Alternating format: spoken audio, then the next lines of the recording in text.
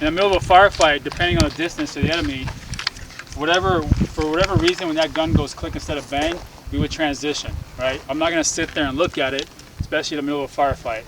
Now, if that guy is out to like 100 meters and more, and I have some cover, then yeah, if my gun goes click instead of bang, I might give it a quick look. Oh, my gun's dry. Let me take some cover and put a new mag in there. But if that guy is anywhere within pistol distance, then you need to transition. Like, don't even look at this, right? So it's like bang, bang, bang, click, come down, transition, go straight to your pistol. Why are you gonna sit there and waste time and look at it? You can't fix it right then and there anyway. You know what I mean?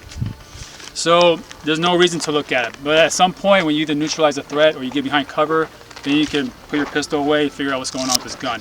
All right, but we have to, where I was going with this is that these distinct sounds and these distinct feelings in our hands, we need to get familiar with them so that when they happen, you know exactly what's going on. You won't have to look. A bolt locking back to the rear is a very distinct sound and distinct feeling in your hand. And you should know, yep, I'm probably out of rounds. So for reloads, you got bolt lock, where basically you have, you got an empty mag, you bolt lock back, yep, it's empty, right? In this case, we're just gonna isolate one portion. Forget about the threat, forget about the pistols, forget about all of that. In this case, we're just gonna isolate one portion of this. So if I'm here and the gun goes click, or excuse me, the gun goes, I can feel that the gun with the bolt lock. What I'm gonna do is, there's a couple ways to do this, right? If you're static or whatever, meaning that you're just standing here or that you are kind of behind a barricade, like doing one of these, then you don't have to take this gun out of your shoulder. You can do your reload right here. So I can sit here, drop that magazine, put this one in, send that bolt forward, right? And I'm saving a bunch of time because now this doesn't have to move. Now, because I don't have to do this and do it all here and then reacquire, basically going from a high ready now back to the ready, right? So if I'm static or if I know I'm not moving, then I can just do it that way. I don't have to take that butt stock out of my shoulder. Again, so it's bang, bang, clunk, right back, bolt forward, back into the fight, that quick, okay? Because this is all, the only reason you want to chicken wing this and bring this down is because you are moving. It's hard to keep this butt stock in your hand or in your shoulder, move and reload at the same time. It's easier to do this when you're trying to get from cover A to cover B. Make sense? What I'm trying to do is show you guys more efficient ways to do this, especially if you're standing still. This is way more efficient than this. And then coming back to here.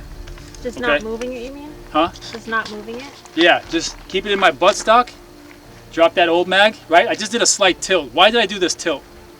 Whip it out. Because my natural path in my hand is to come this way, right? So it's like I'm coming from here, here. So I might as well tilt that mag well a little bit so that it can go straight in, right? If it's up and down like this, then I come here and I gotta go under. More movement, a little more fighting. So give that magazine a home to go to.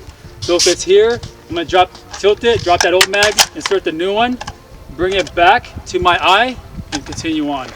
The other way to do it is to chicken wing it, and then bring it back. Same thing, okay? But there's a lot more movement with that second one, correct? I mean, I think so. You guys are free to use whichever one you want. Try them both. Maybe you like one or the other. But if you're moving, you kind of have to chicken wing it. There's just no way around it. You kind of have to do this, little chicken wing, because you can't move. You just can't run that fast with this thing in your butt stock or in your shoulder. That is a bolt lock reload. When your bolt goes to the rear, we don't care about this magazine. It's empty.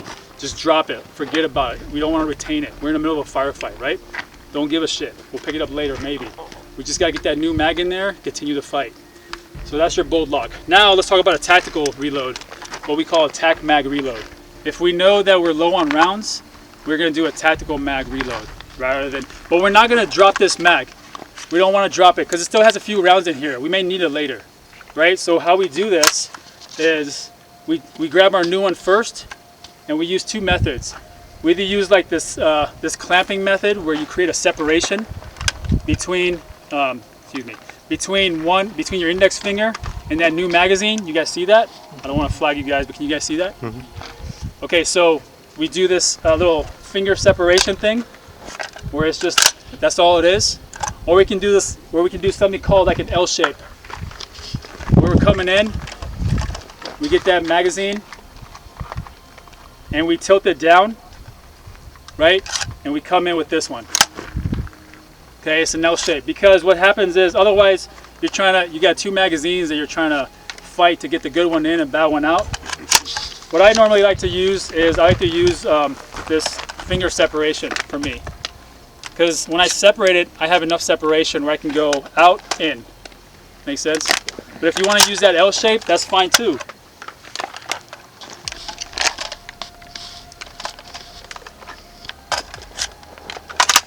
Retaining this one, right? Because it still has rounds. We may need this later. Okay?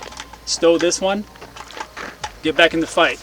Now, I mean, we're not doing this in the open. Obviously, we're behind cover when we're doing it, right? But that is a tactical mag reload where we are dumping that old mag with a few rounds in it because it's low.